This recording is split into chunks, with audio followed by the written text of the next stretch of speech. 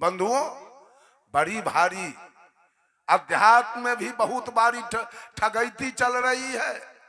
अध्यात्म जगत में बहुत बड़ी ठगैती चल रही है। सावधान हो जाइए सब लोग।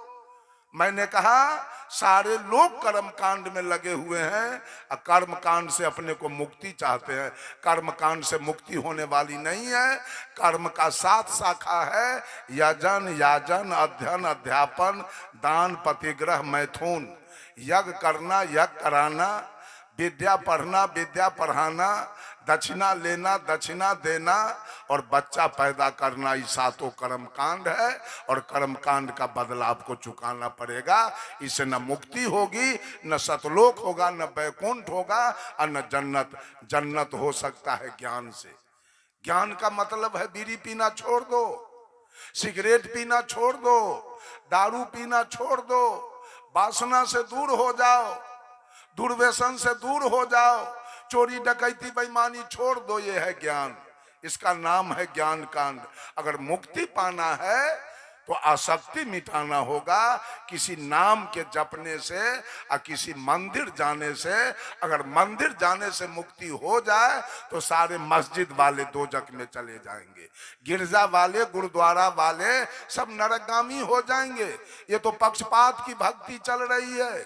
कोई मंदिर जा रहा है, कोई मस्जिद जा रहा है, कोई गिरजा जा रहा है, कोई गुरुद्वारा जा रहा है, कोई रामायण पढ़ रहा है, कोई कुरान पढ़ रहा है, कोई बाइबिल पढ़ रहा है, कोई गुरु ग्रंथ पढ़ रहा है।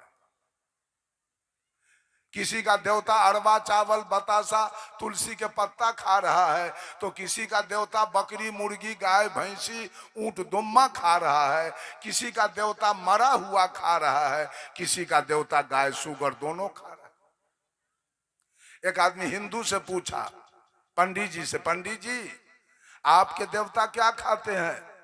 तो कहा अरवा चावल बतासा और तुलसी के पत्ता। तो कहा हिंदू के देवता के पेटे खराब है, लिवरे कमजोर है इसका, ये बतासा खाता है अरवा चावल। मौलवी से पूछा, मौलवी साहब आपका अल्लाह क्या खाता है? कहा हमारा अल्लाह तो बकरी मुर्गी गाय भैंसी ऊंट दुम्मा सब खाता है। कहा वाह, आपके देवता का, आपके अल्लाह का लीवर करगर है, मजबूत है, और सब कुछ पचाता है। लेकिन कहा सुनिए मौलवी साहब, आपके अल्लाह का भी लीवर उतना मजबूत नहीं है। कहा कैसे? शुगर में चर्बी होता है ज्यादा, वो अल्लाह के लीवर पर पासे नहीं करता। ईसाई से पूछा आपके ईसा क्या खाते हैं? कहा हमारा ईसा तो गाय शुगर दोनों खाता है। कहा वाह, आपके भगवान का लीवर मजबूत है, वो गाय शुगर दोनों खाता है। ये तो सारे पक्षपात की बात। साहब कबीर ने कहा पछा पछी के कारणे सब जग रहा भुलान। ये केवल पक्षपात की भक्ति चल रही। मंदिर क्या है? पक्षपात है। मस्जिद क्या है? पक्षपात है। गिरजा गुरुद्वारा क्या है? पक्षपात है। आपके ग्रंथ को वो नहीं मानता है, उसके ग्रंथ को, आपके वेद पुराण स्मृति उपनिषद गीता रामायण को मुसलमान नहीं मानता है। मुसलमान के कुरान जब्बूर इंजिल तोरेत को सिख नहीं मानता है, सिख के गुरु ग्रंथ को ईसाई नहीं मानता है।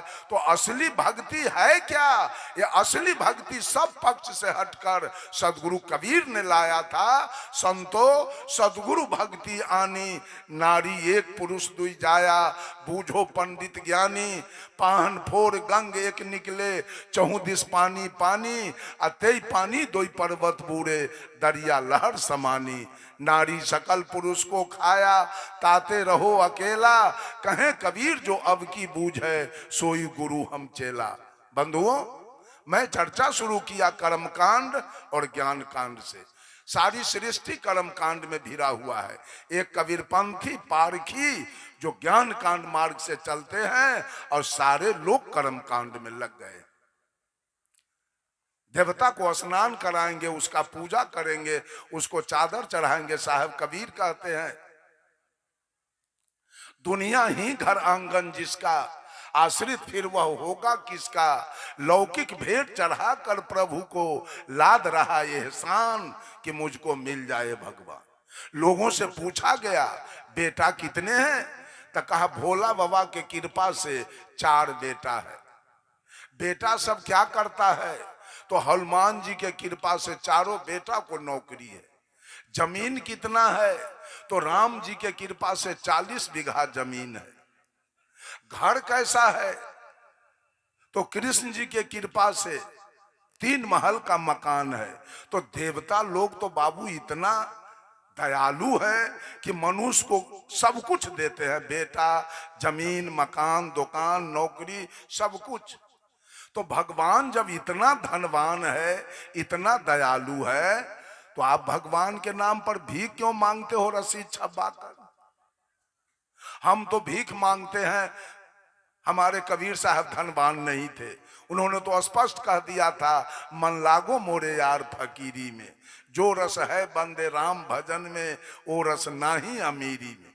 तो कबीर तो गरीब थे, इसलिए हम भी गरीब हैं। हम आपसे भीख मांग के आप ही के स्वागत के लिए मांगते हैं। आपके राम तो बड़े अमीर हैं, आपके भोला बाबा तो बहुत अमीर हैं, सबको बेटा पोता नाती देते हैं, तो आप भीख क्यों मांगते हैं? सरस्वती जी के नाम पर चंदा क्यों मांगते हैं?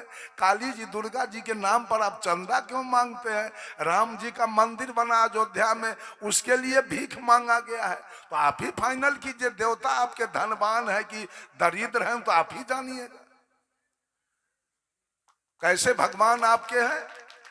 जिसके लिए भीख मांगते हैं, मठ बनाने के लिए, उनके पंगत के लिए, कपड़ा के लिए, सबके लिए भीख मांगा जा रहा है। एक तरफ धनवान बताया जा रहा है, एक तरफ दरिद्र बताया जा रहा है। बंधुओं, सब लोग कर्म कीजिए, कर्म की प्रधानता है। जितने लड़के बच्चे लड़कियां हैं वो पढ़े लिखे, नौकरी प्राप्त करे, सुख से जिए। हम खुश हैं कि आप 5 महल का मकान बना के रहिए, आप फॉर्चूनर पर चढ़िए, आपका एयर कंडीशन मकान हो, आप चिवड़ा दही भात दाल दही चीनी पेड़ा रसगुल्ला काजू किशमिश खाइए, आप बढ़िया कपड़ा पहनिए। हम खुश हैं, हमारे सारे संत खुश हैं। लेकिन इसके लिए कर्म की आवश्यकता है। कर्म कीजिएगा, सुख से जी लीजिएगा, लेकिन मुक्ति के लिए कर्म की आवश्यकता नहीं है। मुक्ति के लिए आत्मज्ञान की आवश्यकता है। आज मनुष्य जीने के लिए, सुख के लिए भी कर्म कर रहा है और मुक्ति के लिए भी कर्म कर रहा है। सारे लोग कर्म कांड में गंगा जमुना में जाके स्नान करते हैं। स्नान करने से मुक्ति होती है क्या? स्नान करने से पाप ऊपर में बैठा है। गुरुजी कहा करते थे बराबर कि पाप तिलवा है कि स्नान करने से धोआ गया। ऊपर में पाप है कि पाप तो अंदर में बैठा है। वो पाप कैसे धोआ जाएगा स्नान करने से? कोई मौनी बाबा, कोई थरेसरी, कोई फलहारी, निर्जली, दिगंबरी, खाकी, निराहारी, दूधाहारी, सारे के सारे कर्म कांड में लगे हुए हैं। कोई कहता है डाक बम, पैदल बम, भैया बम, बहिना बम, रेल बम, बस बम, और जो सबसे ढहलेल है वो पेटकुनिया बम। बंधुओं, मैं चर्चा शुरू किया था कर्म कांड और ज्ञान कांड। ज्ञान से आपका कल्याण हो जाएगा और कर्म से रोटी कपड़ा और मकान मिलेगा।